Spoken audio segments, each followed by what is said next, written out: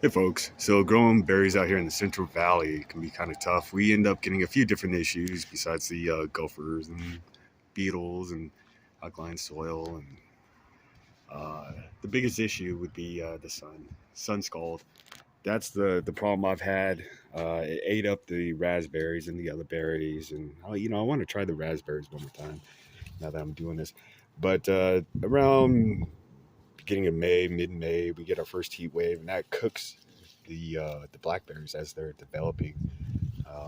The heat, the sun, the UV, it just goes in there and really fries them. Being next to the hot fence doesn't really help, but life isn't perfect, so we gotta make do with what we have.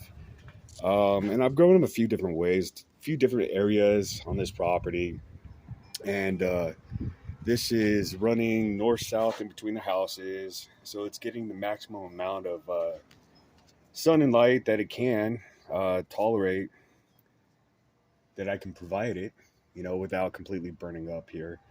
So it's about middle of the day, close to 3, and these are getting pretty well, dappled sun into the shade right now, which is fine. They sweeten up just fine. They're growing in about a 2 foot, maybe a foot and a half, 2 foot little area right next to the house. Um, and this is turning out pretty well. Especially the way I have it arching. It's providing some shade for the berries. The sun are hitting the leaves up top. Getting all the nutrients that the bramble needs.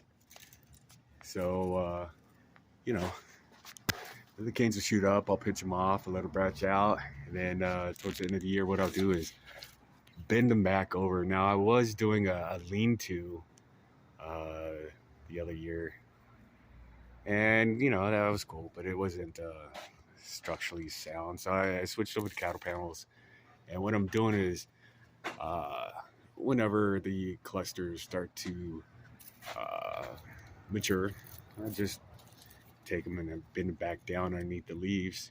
That provides a little bit more, shade and support, a hiding spot from the birds, which aren't too bad. Really, they're pretty well behaved birds. I should feed them, right?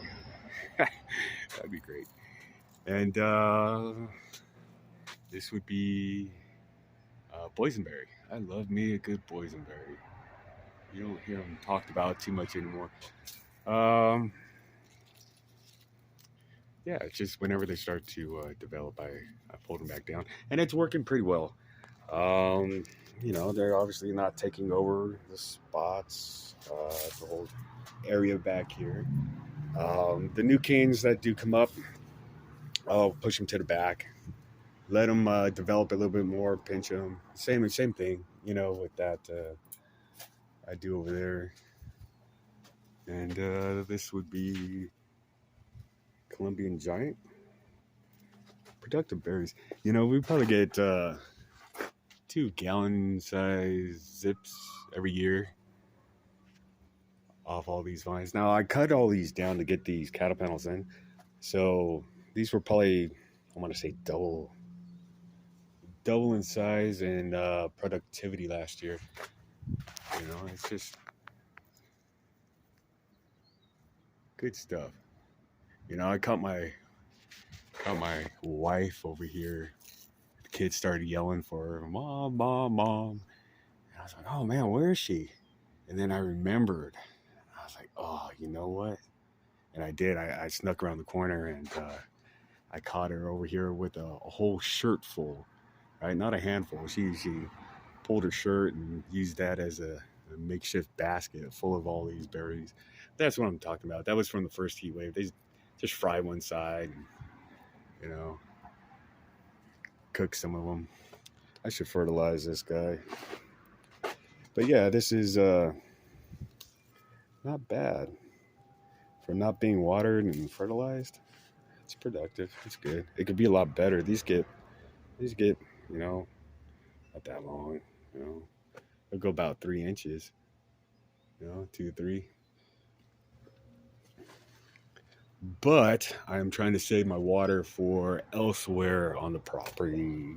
I transplanted a couple trees this year, so I want to make sure that they survive. You know, there's some grafted trees that I've been caring for. So these guys will get one more year of just, you know, some water restriction, and maybe I'll give them some love. I haven't put in the drip over here in the back yet. I was mainly focused on the front, but these get twice as big as that. Usually, all the big ones have been picked. It's getting to that point where no one's even really messing with it, and I love that point of the year. We're at that point with the mulberries where everyone's just had so much of it. It's become a non-issue, and they're almost like being forgotten, right? And that's okay with me because these guys are the last to ripen for me, and those are my favorite. Anyway, so back to the point. Growing them out here in the valley, it's a little bit of a, you know, PIA, PITA, yeah, but it can be done, and you know, this is a cool way to do it.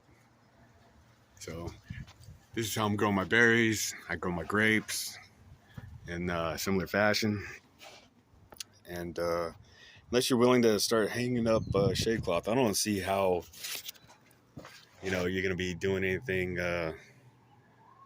but regretting your choice to grow them. So anyways, you guys have a wonderful day.